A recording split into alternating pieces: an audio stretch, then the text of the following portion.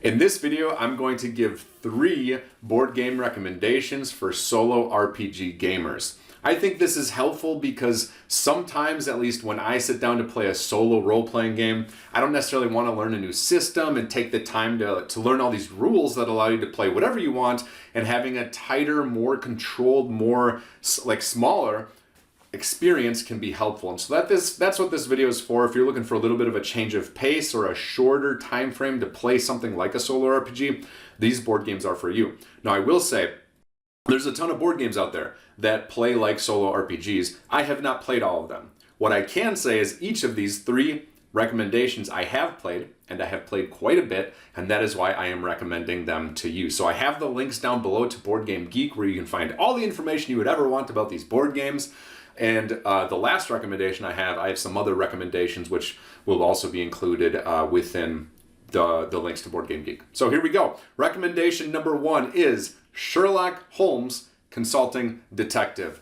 This, in my mind, is the epitome of a solo RPG in a box. In this game, you play the part of, well, I guess one of Sherlock Holmes's team, Watson or somebody else, and essentially you are presented with a case and then you are given game artifacts. These include a newspaper for that day in the London Times, a map of this city, a directory including names and addresses, and then a case book. And your job is to read the case information, read the newspaper, and then start putting clues together. And the clues may lead you to a location or to a name or something else, and you have to connect the dots and find out where a particular person is, or where a location is, or what in a vicinity on the map could this person have gone to if they're looking for, I don't know, for example, a club that they could go to. And then you look those things up within the case file based on their address in the directory, and it gives you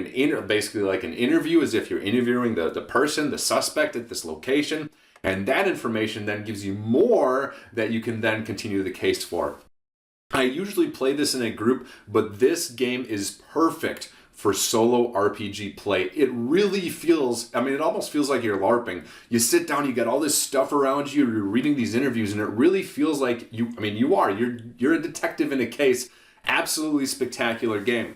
Now, I will say, if you start looking at this, you're going to get 10 mysteries per box, and once you do a mystery, you can't really do it again because you will have solved it, or maybe not solved it, but at least read the answers. And so it's limited in the way that, like, you buy an RPG and you can play it over and over and over. You buy a box of Sherlock Holmes Consulting Detective, you get 10 cases and that's it. But in my experience, cases take about 2 to 3 hours because I really like to take my time and go through them. And that means you're getting 20 to 30 hours in a box, and that's really good value. And there's several different boxes, different expansions, which offer new cases or add a few new mechanics. Very, very fun game. If you're at all looking for a mystery solo RPG, and I know a lot of you are, and you haven't found something that scratches the itch, because often in RPGs, mysteries aren't actually mysteries. There's just mechanics that simplify a mystery and don't actually let you use deduction or induction or solve anything, and instead let your character roll some dice to see if they solve it. Well, this game, Sherlock Holmes Consulting Detective, you get to use those skills to solve mysteries.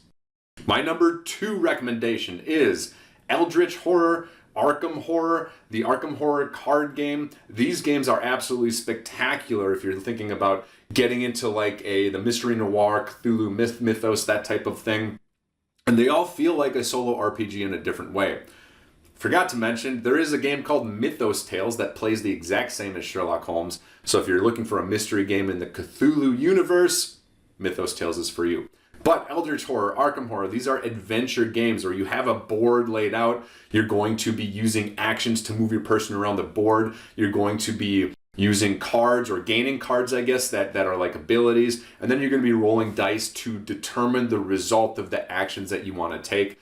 If I were to compare it to an actual role-playing game, it probably is closest to the combat in 4th edition, Dungeons and Dragons. But, that's just because there's cards and dice and you're moving around on a board. 4th edition was really set up in that way. Beyond that, it feels really, to me, like a board game RPG hybrid, because the story is adventurous and it's across across the whole world. If you're looking at Eldritch Horror, across the United States, if you're looking at Arkham Horror, very, very fun games. Arkham Horror, the card game, is a little different. There's no board. It's a deck builder essentially, so you're building a deck. The cards that you draw from the deck are the powers that you get or the actions that you get to make.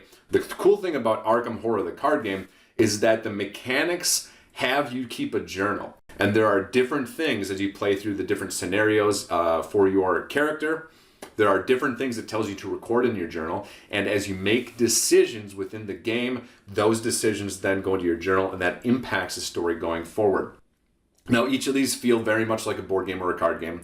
Again, Eldritch Horror, Arkham Horror, you're playing on a board, there's cards, there's dice, but the story progression, the idea that you're traveling around, you're increasing your character's abilities and powers, it feels really a lot like an RPG. And in Arkham Horror, the card game, it's a deck builder, it's a card game, but cards are laid out on the table. You're deciding where you're moving your character on the table, and you're drawing cards, laying down cards to take actions. And then there's these story moments that get recorded in a journal. These are all board games. They feel like board games, but there are elements of them that feel very much like an RPG, like a solo RPG, and that is why this is my second recommendation.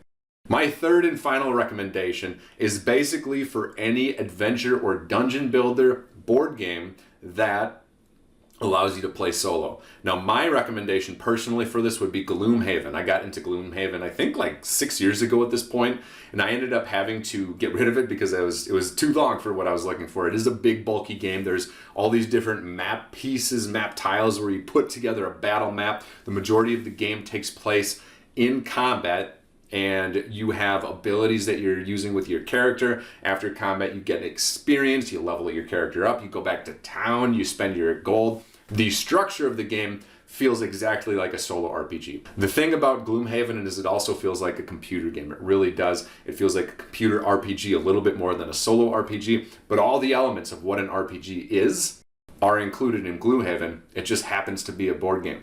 Now, there's a ton of other really, really good games in this genre. I haven't played them all. I've played, for example, Seventh Continent. This is more of an exploration and action selection game where you're trying to remove a curse by exploring a continent. It's really card driven, and it doesn't quite feel like a solo RPG, but if you're into exploration, that might work for you. And then there's games that I haven't played, like Four Against the Darkness. This frequently comes up when people looking to play a solo RPG want something a little bit more controlled, and that is an excellent, I've been told, solo game. And then there's massive epic games like Sleeping Gods that seem to take the best of what's in Seventh Continent, and there's like a whole world that to explore that is well designed, and it can take multiple play sessions to explore it. There's some incredible posts online of people creating maps and trying to figure out these secrets in Sleeping Gods. Again, these are games I have not played, but I suggest you check them out because they definitely scratch that epic discovery, epic fantasy itch of solo RPGs that I think a lot of solo RPG people look for